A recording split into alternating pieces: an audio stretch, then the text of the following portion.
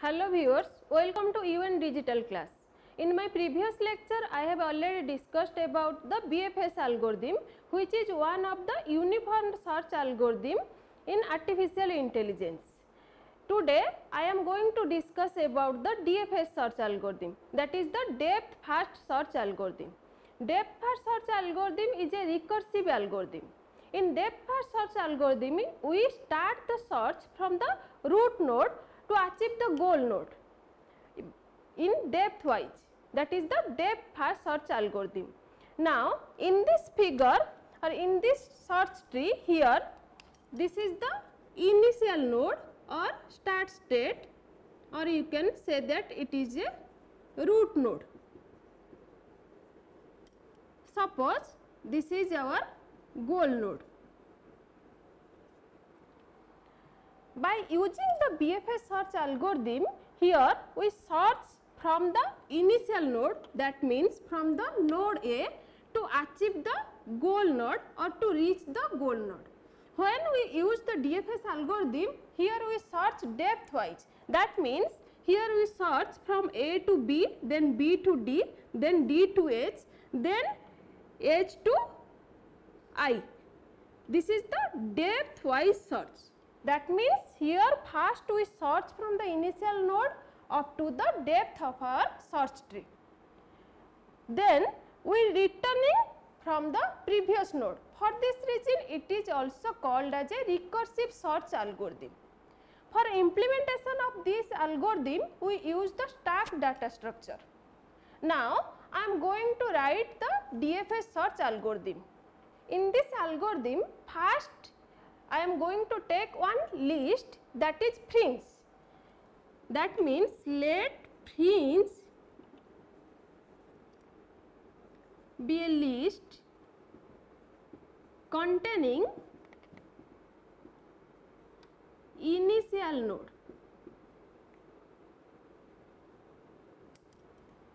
Here fringe is a list which contain our initial node of our search tree. For example, suppose this is our search tree.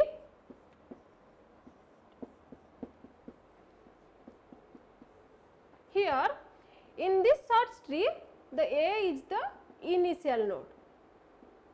That means fringe is a list which contain the initial node, that is A. Then next, from here our loop starts. Within the loop, first of all we check whether our fringe is empty or not. That means if fringe is empty, then return failure, which means if our fringe is empty, that means there is no search tree for searching. In this case our algorithm returns failure.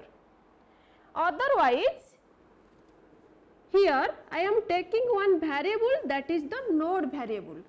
In this node variable I am removing the first element of our fringe and store in this variable. That means remove first fringe, which means here I am removing the first element of our fringe list and store this element in the node variable. Then next, here we check whether the node variable is a goal state or not. For this, if node is a goal node, is a goal, then return the path from initial node to the node.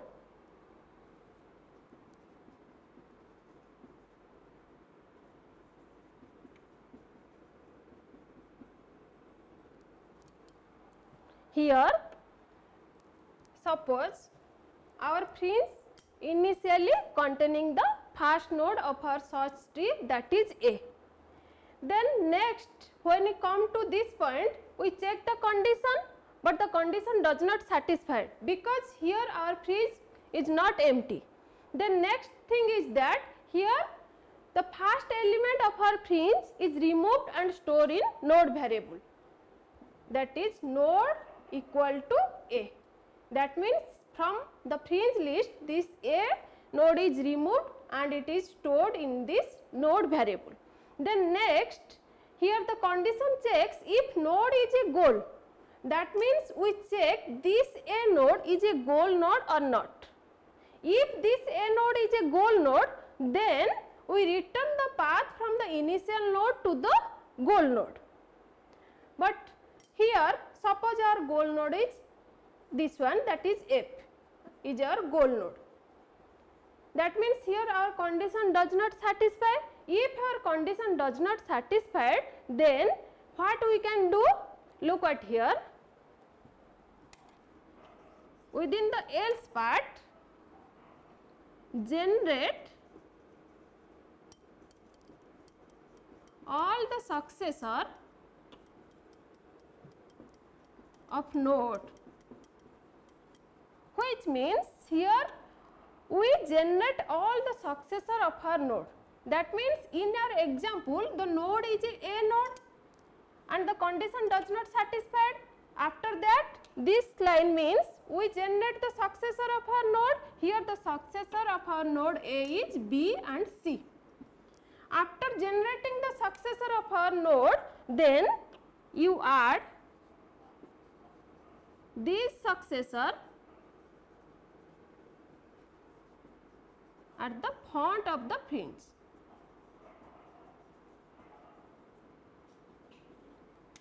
Here this is our fringe. Now our fringe is empty because here initially our fringe contained the node, that is A, and this A node is removed and added into the node variable. Now our fringe is empty. Here we add the successor of this node A. Here the successor of node A is B and C. That means our fringe contains the node B and C. After that, this loop continues. That means here is the end loop and the loop continues means here again the fringe is empty or not is checked. Now this is the algorithm for BFS search. Now I am going to take one example so that you can clear about this algorithm. In this example, this is our search tree. In this tree here A is the initial node and G is the goal node. Now we apply the DFS search algorithm to start search from the initial node to achieve the goal node. Step 1. According to the algorithm, first of all we take one list, that is fringe. Here the fringe list contains the initial node, that is the node A. After that we check the condition, that is the fringe is empty or not. Now here our fringe is not empty. That means the first element of our fringe is removed and it is stored another variable, that is node variable. Now the node variable contains this node which is removed from the fringe and added into the node variable. After that, this node variable, that means the node A, which is checked whether this node A is a goal node or not. Now look at here, here A is not goal node because our goal node is the node G. That means we generate the successor of our node A. Here the successor of our node A is B and C. That means our tree is A, then B, then C. After generating the successor of node A, then we add these successor at the front of the fringe. That means now our fringe list is updated, that is here our fringe is empty because initially it contains the node A, but it is removed and added into the variable node. Here we add the successor of A, that is B and C. Now our fringe list contains the nodes, that is B and C. After that our loop continues. That means again we check our fringe, that is the step 2. In step 2 our fringe contains the node, that is B and C. Next we remove the first element of our fringe. Here the first element of our fringe is B. Now the B is removed from the fringe and it is added into the node variable. That means now our node variable is updated or contain the node, that is B, which is removed from the fringe. After that we check whether this B node is a goal node or not. Here the node B is not a goal node because our goal node is G. That means again we generate the successor of node B. Now here the successor of node B is D and E. Now the tree is A, B, C. Now the successor of B is D and E. After generating the successor of node B, you add this successor at the front of the fringe. That means now our fringe contains the node, that is here. First of all you must remember that which place is the front of the fringe. Now our fringe initially contains C, that means here is C. Now where we add this successor D and E, our algorithm says that we have to add the successor at the front of the fringe.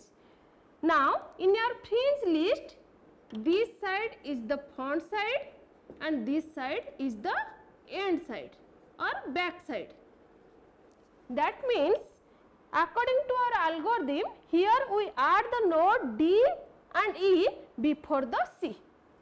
Now look our fringe list, it contains D, E, then C. Here again we continue our loop, that is in your step 3. In step 3, here the fringe list contains the elements, that is D, E and C.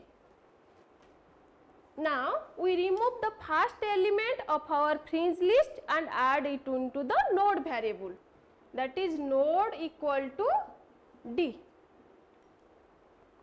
Here again we check this node variable whether this node is a goal node or not. Here the node D is not a goal node. Now we generate the successor of the node D. But look at this search tree. In your search tree there is no successor of node D.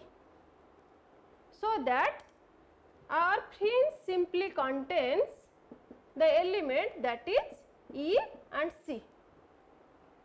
Again we continue the loop, that means in step 4 our fringe list contains the element, that is E and C. Here again we remove the first element of our fringe and store in the node variable, that is our node now contains the E. Again we check whether this E node is a goal node or not. Now this E node is not a goal node because here the node G is our goal node. That means here we generate the successor of the node E. Now look at the search tree. In our search tree there is no successor for this node E. So that our fringe contains only C. Next, step 5.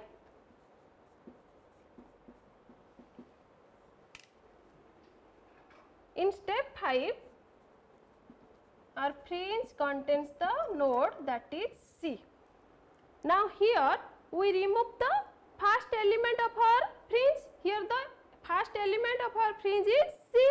Now the node variable contains the C node which is removed from the fringe. Now here again we check whether this C node is a goal node or not. But this C node is not a goal node. That means here we again generate the successor of the node C. Now look at this search tree. Here the successor of node C is F and G. That means we add this F and G node into our fringe. Now our fringe is updated, that is it contains the node F and G. Because here our fringe contain only one node, that is C, which is already removed and stored in the node variable. That means now our fringe is empty, which only store the successor of this node C, and the successor of node C is F and G. Again step 6, fringe contains the node that is F and G. Here we again remove the first element of our fringe, that is node F. Now the node F is stored in the node variable. After that we check whether this F node is a goal node or not. But this F node is not a goal node. That means we generate the successor of node F. But here in our search tree there is no successor of node F. That means our fringe contains only the node that is G. Next, step 7. In step 7, the fringe contains the node that is G. Now here we again remove the element of the fringe and add it into the node variable. Now this G node is removed from fringe and it is stored into the node variable. In this point we check whether this node G is a goal node or not. Now this G node is our goal node. That means here we stop and our algorithm returns the path from the initial node to the node. That means here our initial node is A and the node contains the node that is G. That means here our algorithm returns the path that is A to C and C to G. That is A to C, C to G. Now look at this figure. In the BFS algorithm, the searching algorithm searches from the initial node. First it goes to the node B, then node D, then node E. After that node C, then F, then G. That means it searches in depth wise. For this reason it is called a depth first search. I hope you understand what is depth first search and how depth first search algorithm works. Next one is depth limited search. Depth limited search is nothing but it is very similar to the depth first search. But the difference is that here the depth limit is given. That means we can search up to that limit. Now look at the search tree. Suppose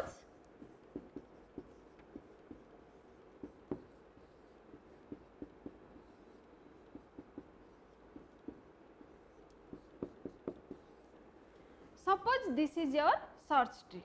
In this search tree, the depth of this node is 0 and depth of these nodes, that means B and C, is 1 and the depth of these nodes is 2 and depth of this node, that is H, is 3.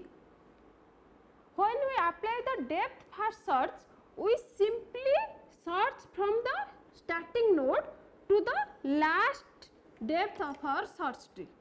But in case depth limited search, if the limit is given, that is limit equal to 2, which means here we can search the tree up to the depth limit 2. Now, from A we search B, from B we search D. Up to this level we can search, because here one limit is given, that depth limit is 2.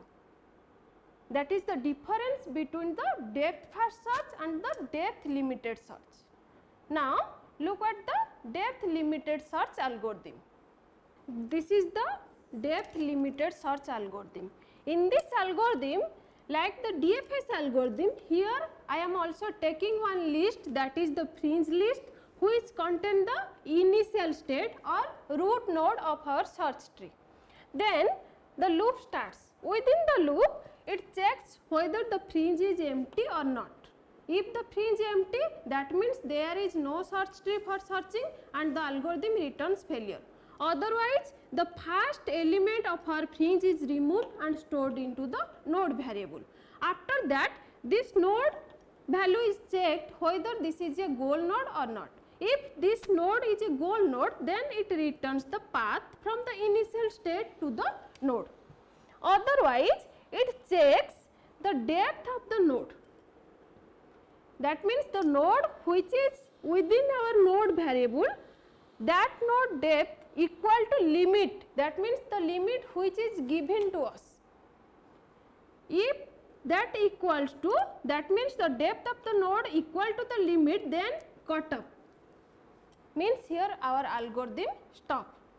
Otherwise, it generates the successor node and add this successor node to the front of the fringe.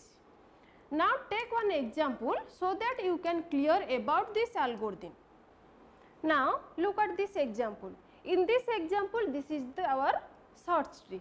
In this search tree, A is the initial node and G is our goal node.